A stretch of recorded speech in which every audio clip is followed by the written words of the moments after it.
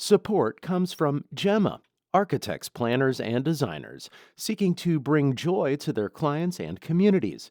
Details at gemastl.com.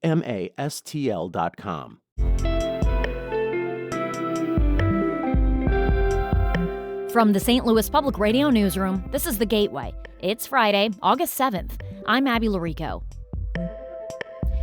Having a kid. An experience I'd give 5 stars, but definitely $3 signs. That's because childcare costs keep rising. We might think of the Midwest as being a cheaper place to raise kids, but in fact, the monthly cost for daily childcare rivals a mortgage payment. And for many working families, it's just not something they can afford to opt out of. Many Midwesterners needed 2 things in order to get to work today. They needed a road to drive on and somebody to take care of their children. We'll hear about 2 Midwestern lawmakers who are leading the charge to make childcare more affordable. That's coming up after this news on The Gateway. Missouri has the 3rd highest number of lab-confirmed cyclosporiasis cases in the country. That's according to new data from the Centers for Disease Control and Prevention. The CDC says 568 people in Missouri are confirmed to have gotten sick as part of the multi-state outbreak. That number lags behind reporting from Missouri health officials who are tracking more than 1,000 cases. Dr. Taylor Nelson, who's an infectious disease physician at University of Missouri Health, says the CDC's update means they've officially tied cases here to those in other states. Once you get connected to kind of the current large-scale outbreak, that means they've been able to connect cases to the product that was identified, the iceberg lettuce that was identified. The CDC is also investigating other possible sources of cyclospora. In all, the agency says 15 states are confirmed to be part of the outbreak, including Illinois. In this week's election, Missourians voted based on newly redrawn congressional maps.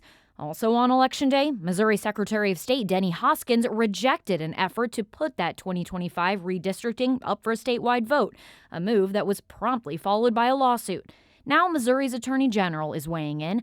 Catherine Hanaway tells STLPR's Jason Rosenbaum she doesn't think the state's congressional primaries will have to be rerun later this year. Hanaway provided legal assistance to Secretary of State Denny Hoskins when he rejected a referendum aimed at overturning a 2025 redistricting plan. That decision is currently being challenged in court. If the Missouri Supreme Court overturns Hoskins' decision, then a recent court case states that the redistricting plan was suspended as of December 2025. But Hanaway says she expects the 2025 lines to be in place for November and doesn't believe courts will order redo congressional primaries. We are way beyond the time limits when it would be legal to change the boundaries for these primaries. A decision on the referendum is expected by September. I'm Jason Rosenbaum, St. Louis Public Radio. The group behind another rejected constitutional amendment is suing to place its measure on Missouri's 2026 ballot. Among other things, the Respect Missouri Voters Initiative would make it harder for the legislature to overturn voter-approved ballot items. Secretary of State Hoskins rejected that proposal, too, on Tuesday, contending it violated various aspects of the state and federal constitutions. But in a lawsuit filed yesterday, supporters of Respect Missouri voters said their initiative is lawful and that Hoskins can't unilaterally reject something because he thinks it's unconstitutional. If the lawsuit is successful, then the Respect Missouri Voters Initiative will go before voters in November. Missouri Republicans are reconsidering how they want to approach making it harder to amend the Constitution, as well as tax cuts, after the failure of Amendments 4 and 5. But as St. Louis Public Radio's Sarah Kellogg reports, Democrats plan to use Republicans' votes on 4 and 5 against them for the November election. Missouri House Democrats have launched a tool on their website allowing voters to find out how their representative voted to place Amendments 4 and 5 on the ballot. This new feature comes after Missourians rejected both amendments in every county in the state. House Minority Leader Ashley Awney says it's important for voters to remember who put those amendments on the ballot in the first place. This was such a resounding no from voters of all political stripes that my hope is that we can continue pointing to these as examples of Missouri Republicans being out of touch and not listening to voters. As to whether voters will remember the August primary by the general November election, Awney says there will be enough momentum as long as Democrats keep it up. I'm Sarah Kellogg, St. Louis Public Radio. Missouri's annual back-to-school sales tax holiday begins today and runs through Sunday. During this 3-day event, qualifying purchases are exempt from both state and local sales taxes. The tax break applies to most clothing and shoes priced under $100, school supplies like notebooks, backpacks, and calculators, and personal computers worth up to $1,500. The tax holiday is open to everyone, not just families with students, and shoppers do not have to be Missouri residents to take advantage. This year, Illinois also has a sales tax holiday starting today, but it is a bit more limited. The state's tax rate will drop to 1.25%, and local sales taxes will still apply. Computers and computer accessories are not included in Illinois, where the tax holiday runs through August 16th. An Italian pasta maker is rolling out operations in St. Charles with a new $36 million facility. As STLPR's Anderson Krebs Carr reports, the Bertani 1882 USA Inc. facility is set to bring 150 new jobs to the area. The company manufactures filled pasta products. Its first U.S. facility will transform the former General Mills property. Enrico Bolla is the managing director and co-founder of Bertani 1882.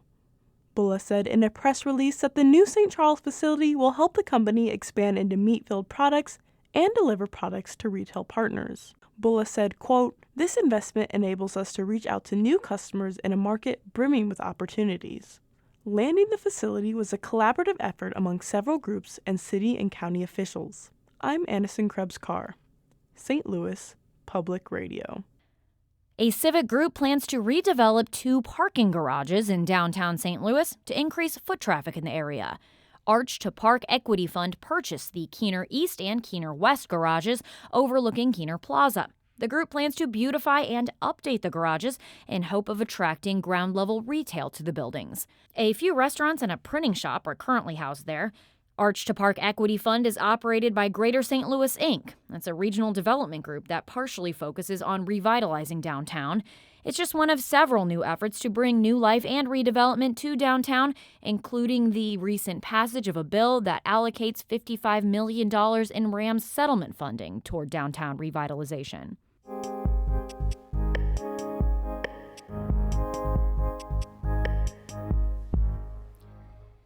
Parents of young children know the reality. Childcare can cost almost as much as a mortgage. In Missouri and Illinois, families are spending anywhere from $9,000 to $19,000 a year to have their child cared for during the day. However, a fix is in the works to update how child care subsidies are granted. The Midwest Newsroom's Daniel Wheaton reports. The first few years of a child's life can be the most expensive. Unlike school-age children, whose education is funded with taxes, families are expected to pay for care. Many Midwesterners needed 2 things in order to get to work today. They needed a road to drive on and somebody to take care of their children. That's Walter Gilliam, the executive director of the Buffett Early Childhood Institute at the University of Nebraska. One of those we treat as an infrastructure, roads.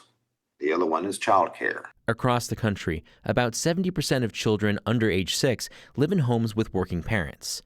For some parents, the sheer cost of childcare means it makes economic sense for one parent to leave the workforce, a decision that can come with a lifetime of lower earnings. The federal government allocated more than $12 billion in subsidies this fiscal year. States determine the details, but eligibility is usually tied to the state's average household income. Earning more than $60,000 in a year can mean a family is not eligible. Not all childcare providers accept subsidies. Just Like Mine Daycare in Lincoln, Nebraska is one that does.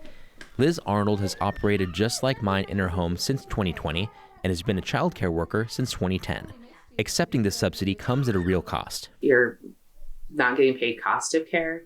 I make more money when I have private pay clients, but it is important to me that I support my subsidy families because that was the family that I was when my kids were growing up. Subsidies also come with additional paperwork for providers.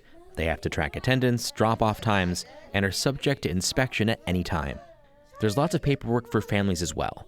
Tiffany Belford of Lincoln has been on the subsidy for about a year. We spoke during drop-off in late July. How long do you think you've spent just gathering all that paperwork and proof? It's taken a couple times just for them to either email me the paperwork, tell me where to find it on their website because it's not always the fastest find. Getting someone to finally fax it over to where I need it. So it's been a lot of hours trying to figure out everything. Nationwide, there are nearly 11 million childcare slots, but nearly 15 million children who need care. As low pay leads to high turnover, there's a shortage of workers. It's part of a cycle that keeps costs rising. Here's Brendan Timpey, an economics professor at the University of Nebraska-Lincoln. It's hard to pay them enough to compete with these other sectors, right? And that raises the prices. Congress is working on measures to update how subsidies work and increase the supply of childcare slots. The House and Senate versions both have bipartisan support. Nebraska Senator Deb Fischer introduced the Senate version. She discussed the bill at a hearing in April. Across our states, we consistently hear about three core challenges: limited supply, workforce shortages, and high costs for families. The Child Care Modernization Act directly addresses each of these. Iowa Representative Ashley Hinson introduced the House version. It would update the grant system by calculating the subsidy from the total cost of care. This would make subsidies more responsive to inflation. Timpey, the economics professor, supports the bill, but improving child care workers' wages is his primary concern. I don't see a really easy way around this that doesn't involve raising wages. As the midterms loom and Congress enters its summer recess, it's unlikely the bills will move in the short term. In the meantime, the daily routine of drop-off, complete with hugs and waves, will continue at Just Like Mine Daycare. I'm Daniel Wheaton, the Midwest Newsroom. The Midwest Newsroom is a collaboration including NPR and member stations in Iowa, Kansas, Nebraska, and Missouri, and is a member of the Trust Project. The Gateway is a production of St. Louis Public Radio, a listener-supported service of the University of Missouri-St. Louis. Music by Ryan McNeely of Adult Fur. I'm Abby Larico, and from the St. Louis Public Radio Newsroom, thanks for listening to The Gateway. Have a great weekend.